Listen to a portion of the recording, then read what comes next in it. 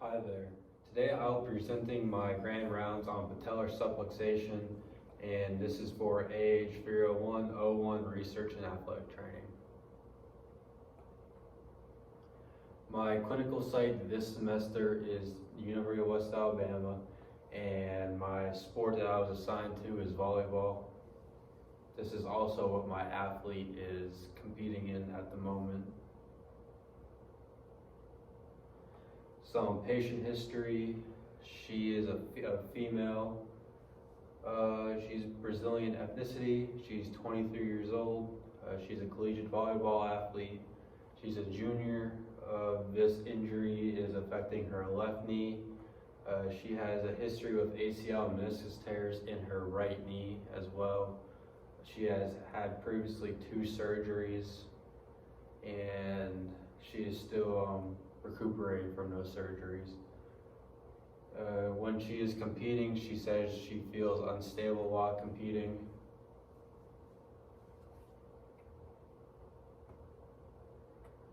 Clinical presentation of when the injury occurred. This occurred September 28th of 2021. This was during practice involving defensive drills.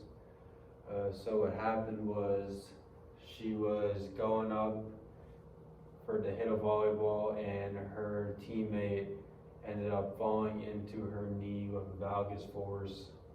And when she fell into her teammate, she heard, our athlete heard a pop, and also she made direct contact with the ground with her patella. This athlete was in distress and did not continue after the injury occurred, and we had moved her to Pruitt ATR for a further evaluation of the injury.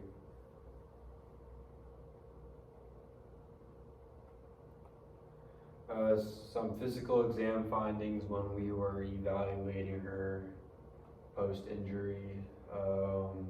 She had point tenderness over her medial patella. She had some minimal joint effusion medially.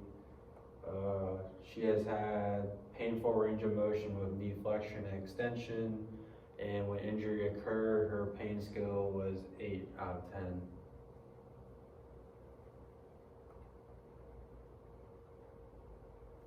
Some special tests that we had conducted was we had used the patellar apprehension test. That was a positive. The likelihood ratio of this test is 2.26, and the negative likelihood ratio is 0.57. We also conducted a Lockman's test for the ACL. It came back negative. For the positive likelihood ratio was 9.56 for this test, and the negative likelihood ratio is 0.15. The valgus stress test, this is for the MCL. This was a positive test. The likelihood ratio positive was 2.3, and the negative likelihood ratio was 0.51. The McMurray's test we used for the meniscus, it came back negative. The positive likelihood ratio was 3.7, and the negative likelihood ratio was 0.2. Overall, the greatest amount of positive tests we had was with the patellar apprehension. She felt unstable the whole entire way. She wouldn't let us push it at all. Some differential diagnosis we've had are 50% of what we thought it was patellar subluxation, 25% for medial collateral ligament sprain. She definitely had some opening on the valgus stress test. We had 15% anterior cruciate ligament tear. She had a negative Lockman's, had a nice good end feel, so we didn't think it was quite torn or anything. Then 10% for meniscus tear. We didn't feel any popping or clicking. Her movement was smooth. This is our IFC model that we made for her condition, Patella subluxation. Some activities affected is walking to class, jumping, going upstairs at her apartment, lifting weights during practice. Some body structure and functions involved. She had achy pain, difficulty with knee flexion extension, patellofemoral joint instability, joint effusion at the patellofemoral joint and tibiofemoral joint, and bone contusion of patella. She definitely had some discoloration post injury. Some participation would be her social life. Her friends are Brazilian too, and they like to go out and do stuff a lot. School, she has to commute to school, so getting to school and walking to classes is very, very difficult. Team practices, she can't participate. The pain was just too much.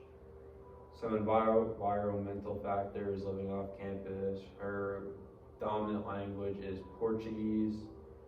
She is not 100% fluent in English. She was not used to our healthcare system, or she doesn't understand how the insurance works here. She does not operate a car. She always has to get rides from her roommates. Some personal values is that she is female, she's 23 years old, college volleyball player, and she's Brazilian.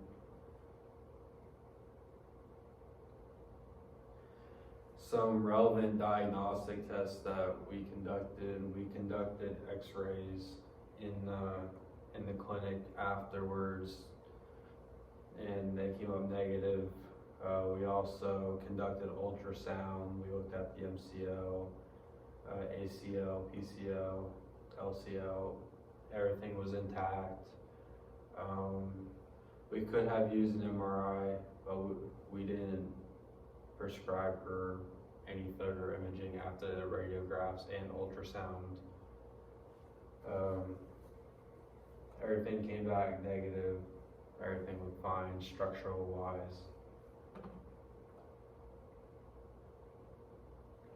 So our plan of care phase 1, days 1 through 6 was post-injury. We decreased her physical activity by 50%. We limited her to no jumping and cutting.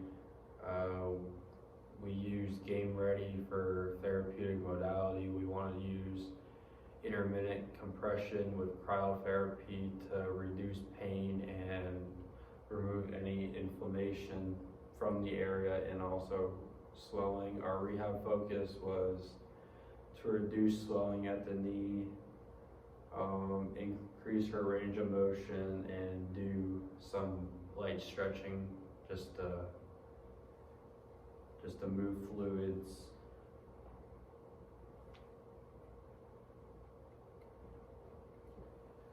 Plan of care phase 2, this is days 7 through 12 post-injury. We increased her to 85% activity. We incorporated use of compression sleeve and brace. We wanted to use therapeutic ultrasound. We wanted to use therapeutic ultrasound to increase collagen extensibility at the patella tendon. We also, for our rehab focus, we were focusing on pain management just to reduce as much pain as possible. We wanted to increase joint stability. We did some light strengthening exercises at the quadriceps and hamstrings. So what we did was we did some RDLs, we did half squats, we did monster walks too, and also we want to increase collagen extensibility at patella tendon by just focus on the therapeutic ultrasound.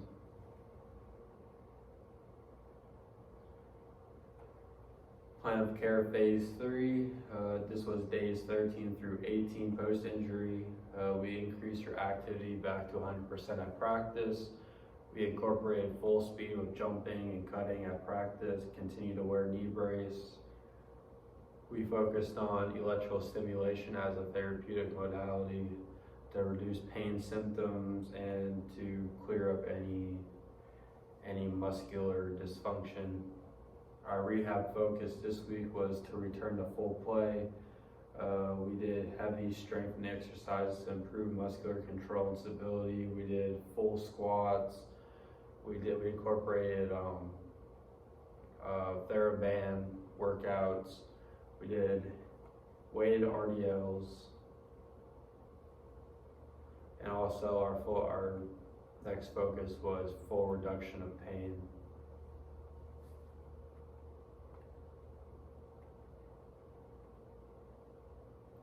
Our patient report, patient rated outcomes, we used the lower extremity functional scale. The scale is region specific. Scale is used due to knee involvement. This is a 20 item with the higher score equaling better function. The MCID of this test is 9. Her score was a 54 out of 80. And this was calculated out to a 67.5%. The other one that we wanted to use was short form 12. This is a generic measure. Scale is used in terms of health-related quality of life. This PRO is 12 items with higher score equaling a better health-related quality of life. And the MCID of this PRO is 1.8. Her scores was for the physical was a 52.7, and her mental was a 51.15. I also incorporated links to both these pros as a PDF file.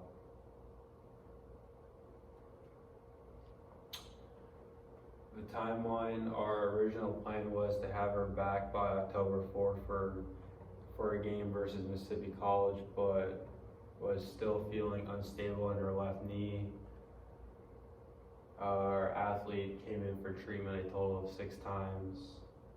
Athlete had put in effective effort to return to play as soon as possible, whenever she can. Her return to play was determined by her joint stability and her reduction of pain symptoms. Our athlete had consistently improved in muscular strength, joint stability, and pain reduction over 18 days.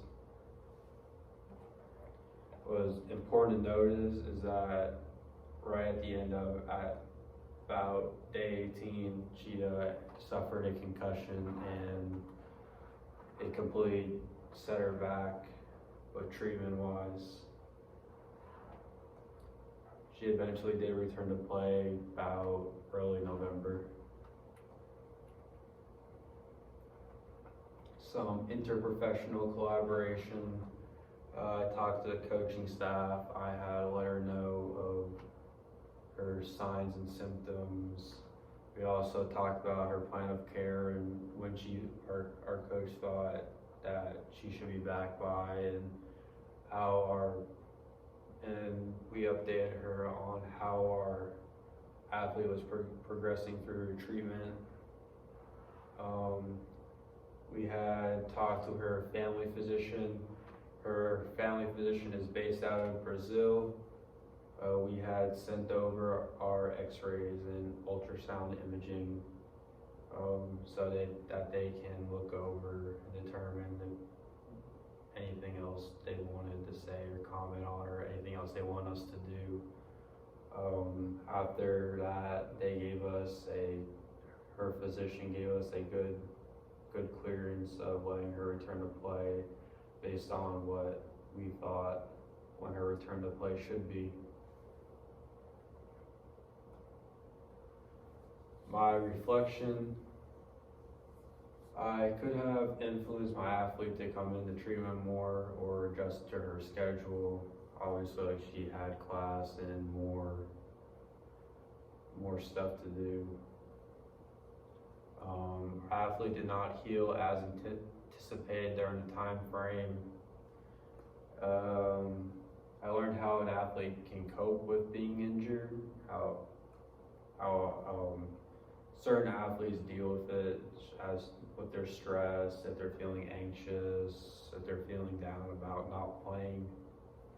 I learned how therapeutic modalities and rehabilitation can help the athlete be more effective in the healing process. I definitely feel like electrical stimulation and game ready really helped her along. Her pain reduction, the pain symptoms just went down by a lot. Athlete experienced a concussion at the end of phase 3. That definitely limited us a lot. What I would have done better is to understand that foreign healthcare is different from the United States, and physicians out of country operate on different standards. Patient confidentiality was definitely a big thing here, and it limited us to a certain amount of documents that we could have looked at.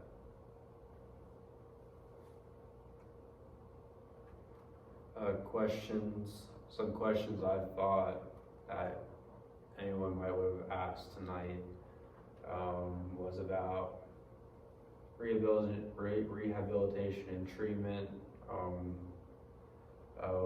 What more treatment and modalities and strengthening and joint stability exercises we could have done more to help improve her. Better description of the athlete, just get more in detail, more close and personal with her, describe the injury in more detail. It was very acute. She was very emotional when it happened. She definitely had a lot of, her knee was definitely swollen, her range of motion was very limited. She favored her right knee over her left knee, which for a lefty being the injured knee. About 3 or 4 days after, she had a really big contusion on her